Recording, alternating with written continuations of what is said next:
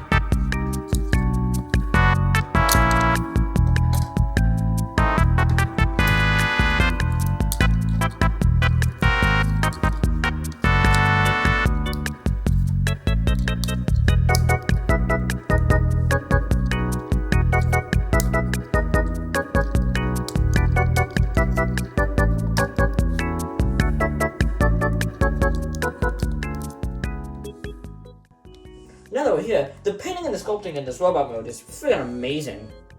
I mean, you could tell immediately that this is Warpath from his weird little tread kibble on his arms that's supposed to be there, by the way, to his big feet that you think would help him stand up more, but not really, to his big old turret titty. This has got to be the most straight ahead, just normal version of Warpath we've ever had in Generations. I mean, the other one seemed like he was trying to be more like the Cybertron games, and the other one, that's not Warpath. You cannot convince me that's Warpath. But, even though this is very accurate, it is proportionally off. Like, it isn't as dumpy as the normal design. But, to be honest, I kind of prefer this.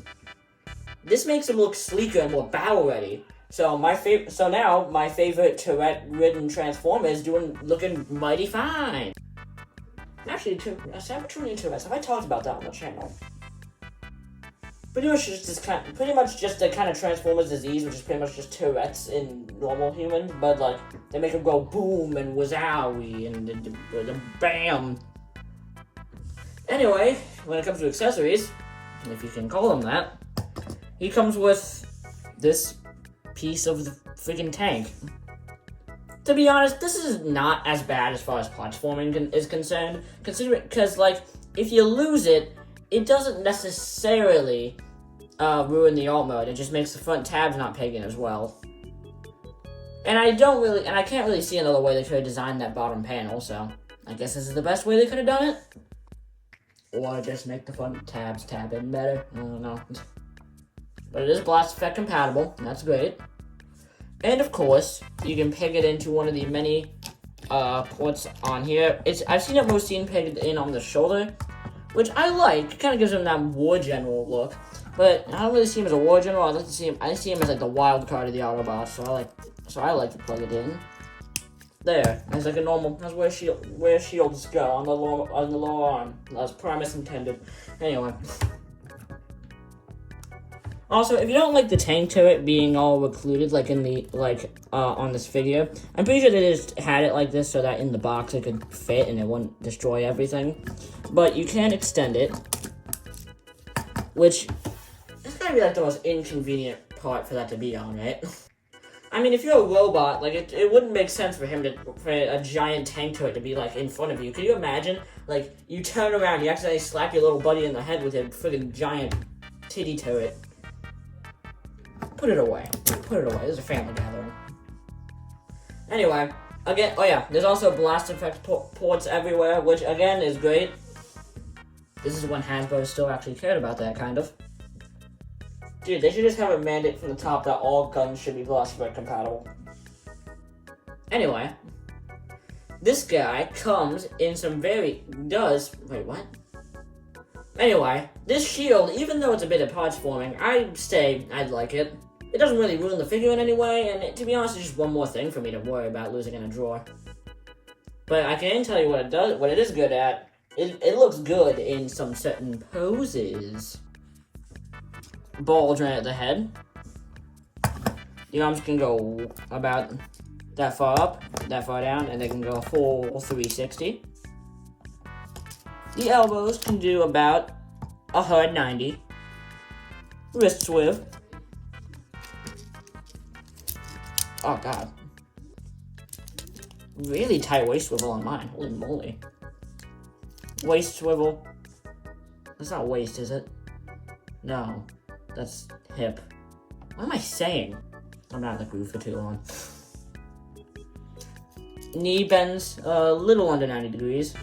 And a very oddly built ankle pivot. With how the transformation works, you'd think the foot would be able to go up and down, but nope. The posability is actually a lot more than you'd expect from Warpath. Like, to be honest, man, he's doing figures twice his size. He's having figures twice his size run for their money. Like, to be honest, man, he's a mobile little mover. And the posability is just good. Oh yeah, here's a new little segment I like to add to the show. It's called Head. Anyway, his head sculpt is friggin' immaculate. Some people say that maybe his head should be a little bit more on a plate and not it being round, but to be honest, man, it looks more like a head this way. The paint's really good. The black eyes are very sharp, which I didn't think I'd like them, but you know, black eyes on a Transformer. I mean, he looks dead, but it looks cool. I know it's kind of impossible, but I feel like it would have been nice if they would have had, like, some yellow paint in the, like, vents of his mask. But the sculpting and the paintwork looks really good, and it works really well for the figure. Anyway, on to size comparison. Optimus. Megatron. Skeletor. Anyway, so this figure is really freaking good. It was the second to last figure I got during the War for Cybertron trilogy. I think it was this. And I thoroughly enjoyed it. You know, I didn't think I was gonna like it that much, but you know, after getting it and messing around with it for a couple years, I personally think that this is one of the best figures to come out of Kingdom. It's solid, it's posable, the weapons make no sense. So overall, I totally recommend it. It's posable, the paintwork is really good, and it goes really well with the rest of your figures. It's short, but you know, Dynamite comes in small packages.